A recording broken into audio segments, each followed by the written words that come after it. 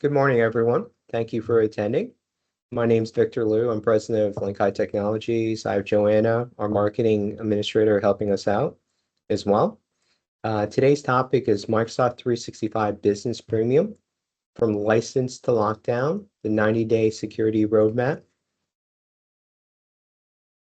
And what I'm going to do is explain is why it's a compelling solution for everyone to upgrade the M365 Premium. There's massive security benefits. Also, there's a financial benefit, which I'll talk about.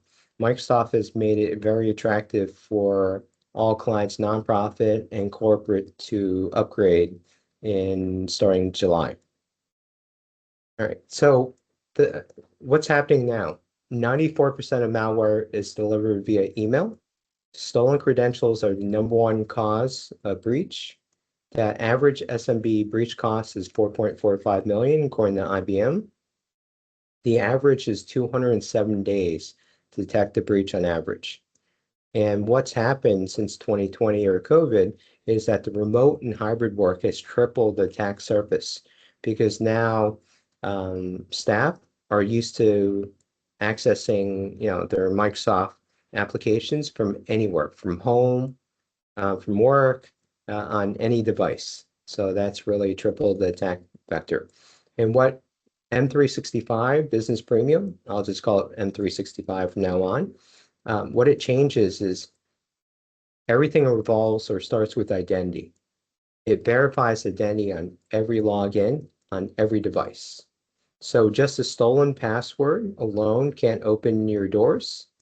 It blocks unmanaged devices from company data. A lost laptop, it can wipe remotely in minutes. And there's one platform that replaces 3 to 5 separate security dashboards. And how that helps, it allows Link High to respond quicker. We used to have 5 security dashboards, and we still do for clients not on M365, to see the different breaches or potential compromises. Now it's on one dashboard, so we can react a lot quicker. It's a lot easier to remediate. Now we just press a button instead of going to 5 separate dashboards.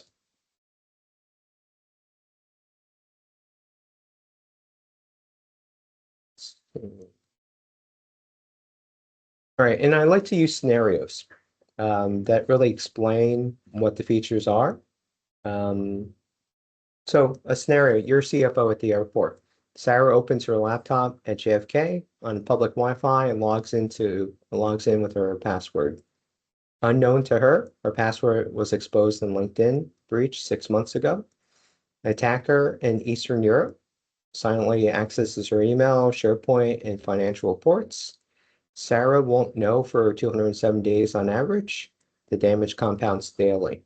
So with M365, when she opens her laptop at JFK, the Entra ID detects it's an unfamiliar location and network. So it's going to prompt for MFA. Sarah types approve on her iPhone, and then she's in. The attacker with stolen password is not. The entire process took 8 seconds. There was no human intervention needed. And how these security layers work together, and I'll have other examples, but it starts with identity. Everything is identity. So it checks your identity.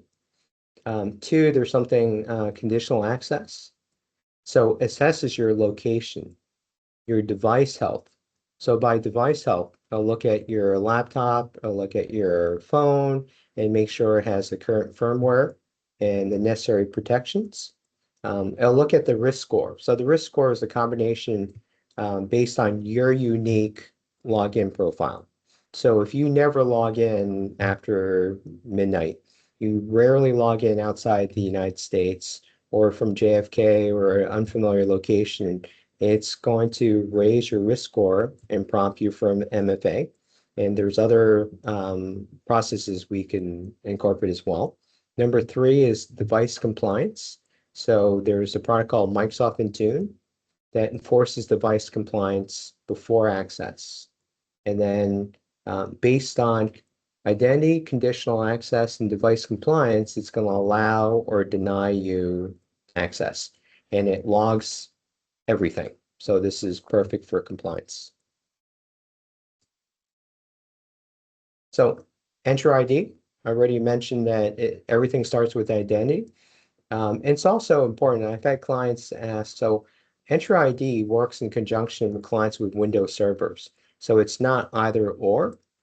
Most of our clients still have servers on premise. So you log in through Entra ID, which still works with your servers in terms of authentication and audit logs.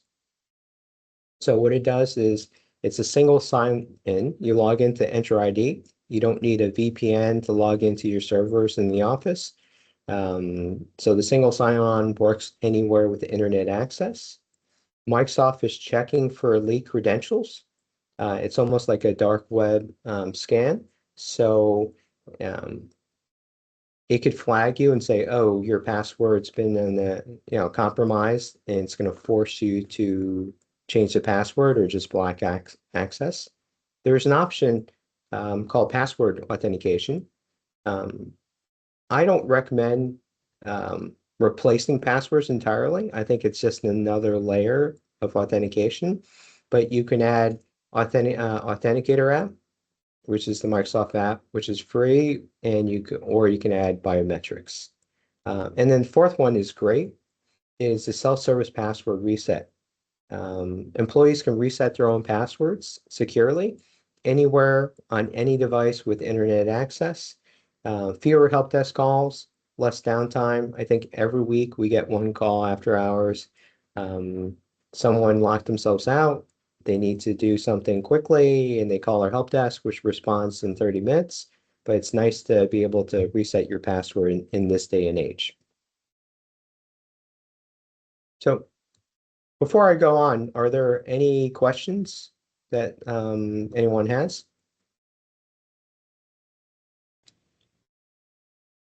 So Doesn't look like it so far.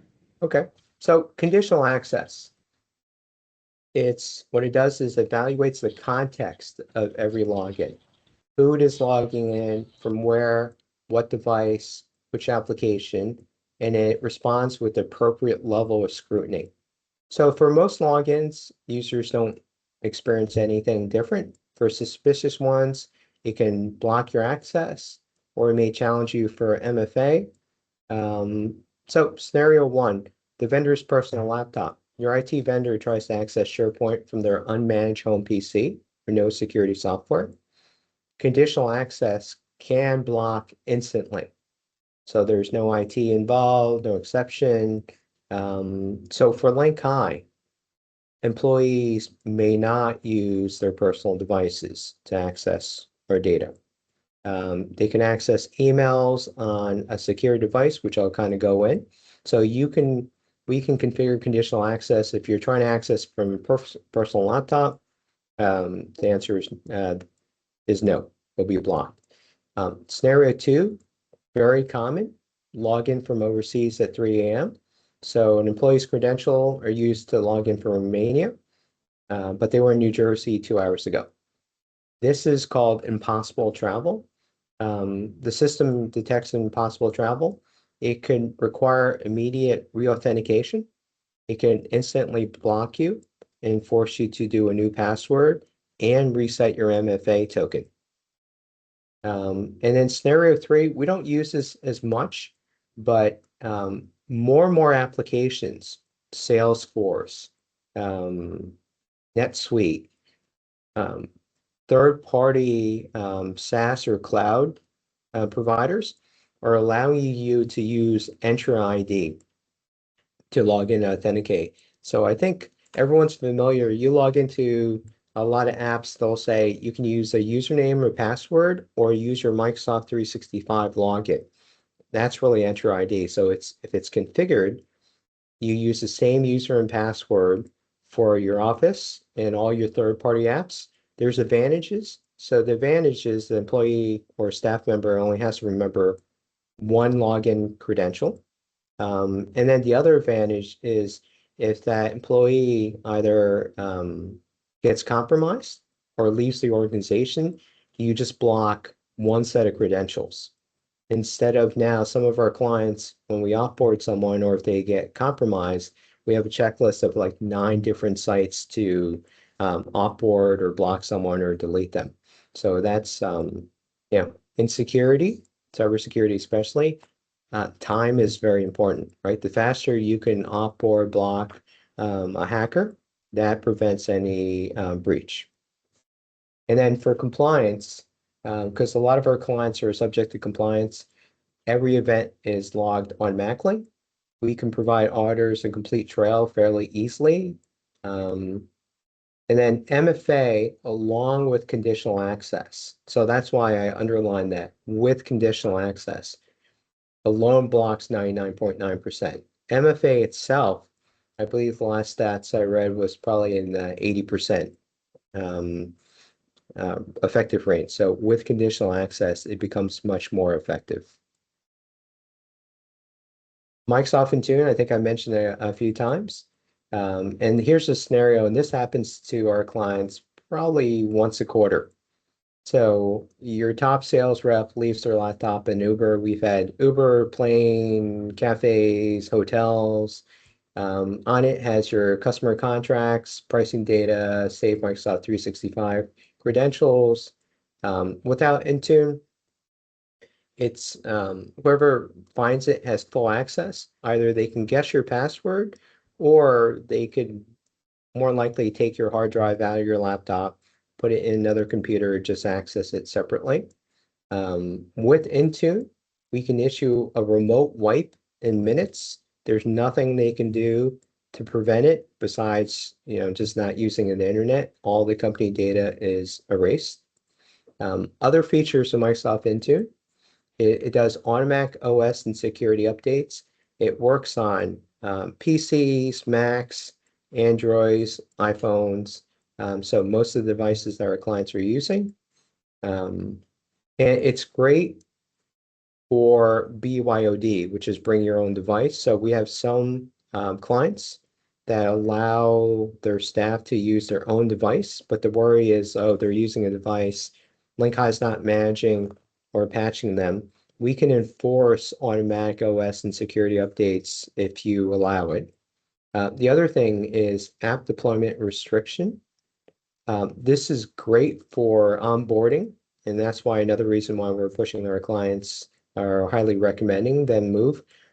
We can have make onboarding so much easier. We have a list of approved applications that once there's a new user, we could just push those applications out. We can also block unauthorized software, TikTok, unsanctioned files. So there's 2 ways. We can either whitelist only, so only these apps are allowed on that device, or we can blacklist, so you can't have like TikTok and WhatsApp or in a few specific applications. The BYOD, this is the solution, and I get this call all the time. So for BYOD phones especially, company email and files are containerized, which means they are separate from the rest of the device. A remote wipe on a BYOD device only removes company data, never personal photos, contacts, or data. So for example, LinkHigh, we don't provide company cell phones. We used to. Employees didn't really want a separate device. Employees who want to access their corporate emails or Microsoft Teams after hours must have Microsoft Intune installed. It checks for security compliance, which just means that you have the latest firmware within the last 60 days. And then also allows LinkHigh to remove just our Microsoft applications. It doesn't touch their personal applications or device otherwise. And then again, compliance. We can get reporting on usage and which devices are compliant. And Victor, then, sorry, really quick. We do have a question about Intune.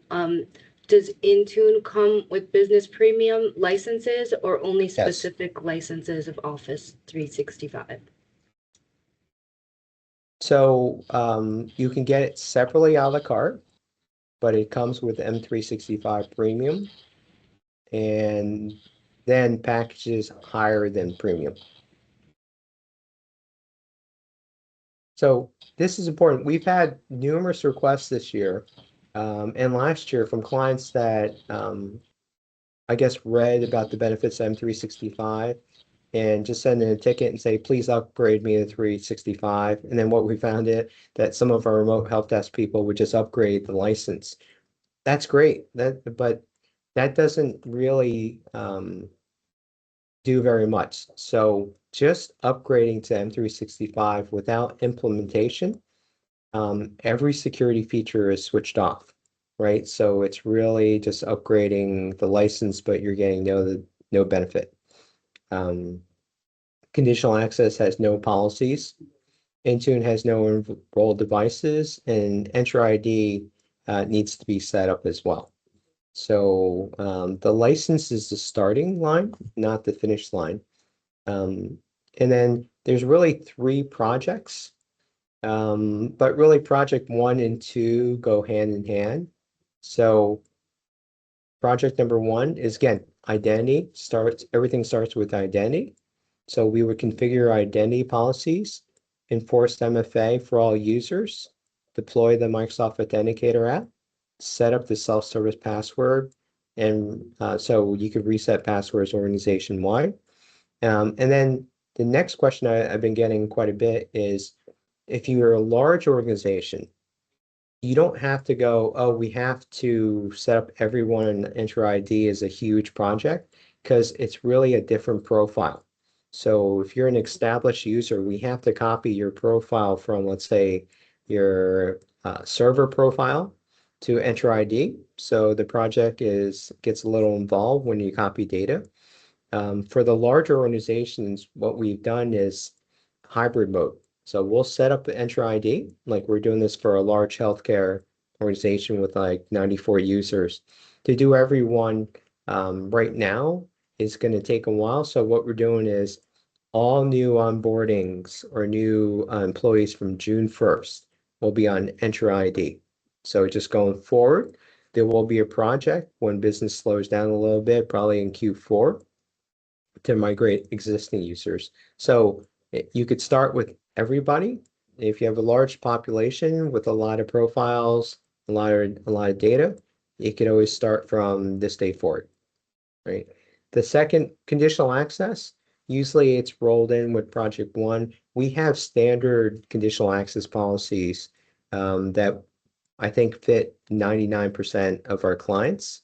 So for example, by default, all devices are encrypted, with BitLocker, your workstations, your laptops. By default,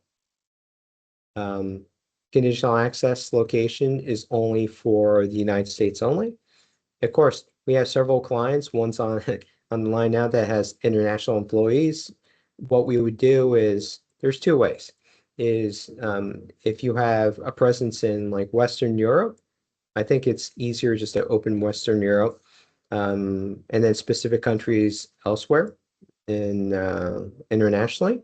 We have an international client that goes, their reps could be anywhere in the world, but then we just kind of open up to most of the countries and then exempt the ones that the State Department says that you shouldn't do business with, the Venezuelas, the Russias, the North Koreas, Cuba, and those kind of countries. But it could all be tuned.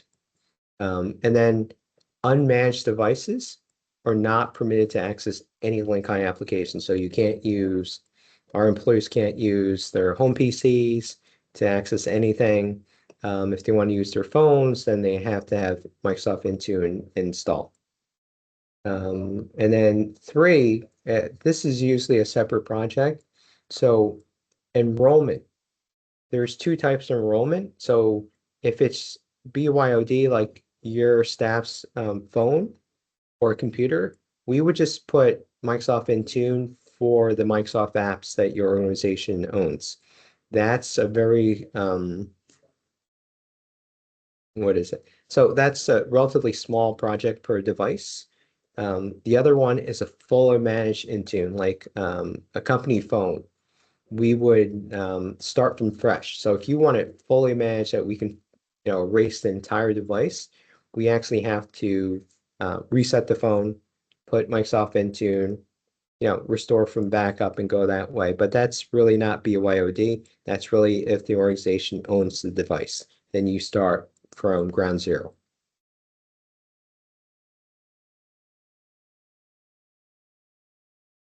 And then here's a roadmap. This is part of our statement work. I wrote 90 days. For most clients, it's probably more 60 days. And most clients start out with just phase one, phase two. And then Intune enrollment is really a phase three, unless they have a large BYOD population. Then I think in terms of security, that should be a project that's done fairly soon. So day 1 through 30, audit all the user accounts, remove stale and shared login. So it's more admin work. Then we deploy Microsoft Authenticator. We enforce MFA. We configure the self-service password reset. And then privileged identity management for admin accounts, which just means that we create separate accounts. You should never have admin privilege for your day-to-day login. Like, for example, Victor@linkai.com has no privileges. It's just a standard user. Victor_@linkai.com is a global admin, and it takes 2 MFA. So I set up with MFA with Microsoft Authenticator. We use Cisco Dual as our preferred authenticator. So it takes 2 authenticators to get in with my global admin, since I have access to all company assets. Phase 2, the conditional access, that could be fairly quick. We just did one about 30 days ago. They accepted our whole conditional access policy in our kickoff meeting. We could deploy that in a matter of days. And then phase 3, this really depends on your population, because it usually entails enrolling all Windows PCs, Macs, and mobile devices is really up to the organization. And it's also important is it's a per user license. Each user gets 5 devices. So you can enroll, like I have 2 laptops, I have 2 desktops, and then I have 1 cell phone. So all 5 devices are enrolled under my 1 license. And then we can deploy compliance baselines, which means encryption is mandatory for Linkai. We make it mandatory for all our clients because every cyber insurance carrier is mandated encryption. We usually set up patching, make sure it has antivirus. We enable remote wipe. And then if it's a BYOD, we separate the personal and company data.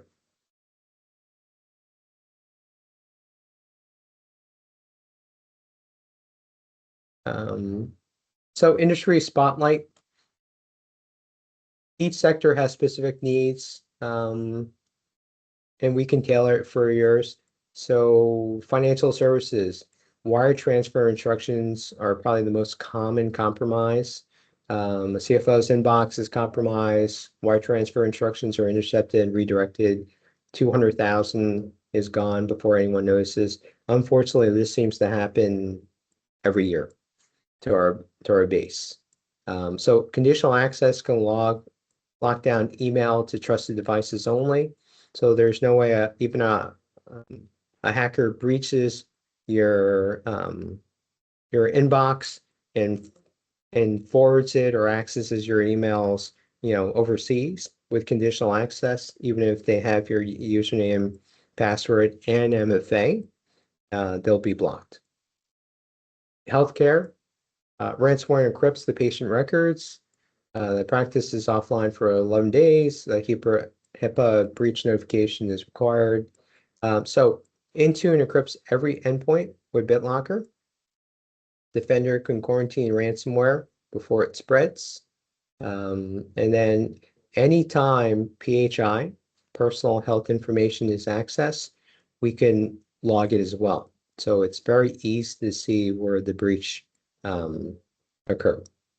And then legal services, Attorney's laptop is stolen, client files and privileged communications are exposed. Well, one, all laptops or devices are encrypted, so it's very difficult to breach that and steal client files. We can instantly remote wipe those devices. And then the other thing is, this is the first time I'm mentioning it, is sensitivity levels. So with the right M365 or higher, we can actually label your SharePoint files, folders with sensitivity like confidential. So anything from that folder that gets emailed out is labeled confidential. You can have conditional access that confidential files cannot leave without an admin approving. Confidential files can only go to certain recipients. So it gives a full audit trail for discovery. And then here's the cost. And Microsoft has made it very compelling starting July 1st. So I wouldn't recommend, unless you had a need to go up now, and Joanna's gonna forward this email to all the clients probably in the next week or so after the holidays. But Microsoft is doing a price increase again. So it's an annual event. It's always July 1st because that's their new fiscal year. They're increasing every SKU 14 to 18%, which sounds like a lot. It's usually like $1 to $1.50 per license for almost every SKU except for M365 Premium. So what they're trying to do is influence behavior and really push everyone to M365. So this $22 per month will stay through 26 to at least July 1st, 2027. They're also increasing the mailbox storage. So the only, I guess, disadvantage of M365 was the mailbox had all of these security features, but the mailbox was 50 gigs, which is not enough for most of our clients. So we had to add another license, Exchange Online Plan 2, to get them up to 100 gigs. Starting July 1st, the standard mailbox will be 100 gigs, right? Which is the maximum anyone can have, plus archiving. So you can have unlimited archiving, which just includes up to 1 terabyte. And then I forgot to mention, effective last November, all new Linkai clients were required to have M365 as part of standard onboarding.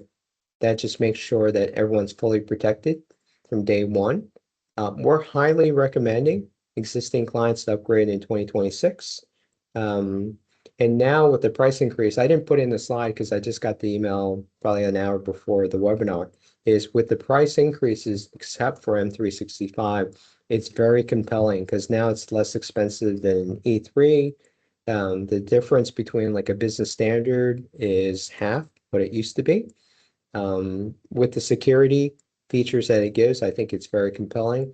It may be a requirement in 2027 for cyber insurance. Our own carriers will give me a discount for our clients. Now, I think I have to get 90% compliance for our clients to move to M365. So I think it's compelling for both you and for Lincoln. And then here's the next step. Schedule a call. You could start with your account manager. Ethan Glassgold is the account manager for most of our clients. There's his contact info. This slide will go out. Joanna will send it out. And we'll send a recording as well. And there's no obligation. We're just, the first thing we're going to do is audit your current Office 365 licenses with the price increases in mind, July 1st. And then we'll give you a price to upgrade to M365. And then if you want, we'll talk about a potential project rollout. So you could do phase 1, phase 2, leave Intune off, do all 3. Yeah, so we're flexible, but I think Entra ID is really the way Microsoft is heavily pushing it. You can tell that third-party providers are letting you use Microsoft authentication. Having that one login, I think is very powerful. Some people say, well, it's easier to compromise. I think it's easier for the employee to track, and it's easier for the organization to block, because what we found out for some of the organizations, there's lots of applications that are outside LinkEye's control, right? And a lot of people are doing their own logins for AI tools, Claude, ChatGPT, that we're unaware of, and the organization is unaware of as well. So when they leave the organization, it's very hard for us to figure out like what we need to cancel, right? Having one credential is very easy. We'll have a log of all the applications, all the providers that they log in with the Microsoft Entra ID, and we can cancel all those or disable those in a matter of minutes. So any questions? I'm happy to answer any questions. Again, the 30-minute, there's no obligation. Ethan's really just going to give you an audit of what you currently have, the price differential, and then if you want to talk projects, Meldon Dela Cruz, our service delivery manager, and myself will sit on those calls, and we'll discuss your needs. Yeah, doesn't look like right now there's any other questions. I did put Ethan's Calendly link in the chat as well, if that's Sure. easier for people. Oh, great. Well, thank you very much. Again, Joanna will send out the price increase probably after the holidays. No one wants to see the price increase before a holiday. It's a Microsoft increase, so there's nothing I could do about that. The slide deck will go out probably next week as well. And then if you're interested, definitely contact Ethan, and I'll join in on those calls as well. Thank you. Thank you. Have a good day.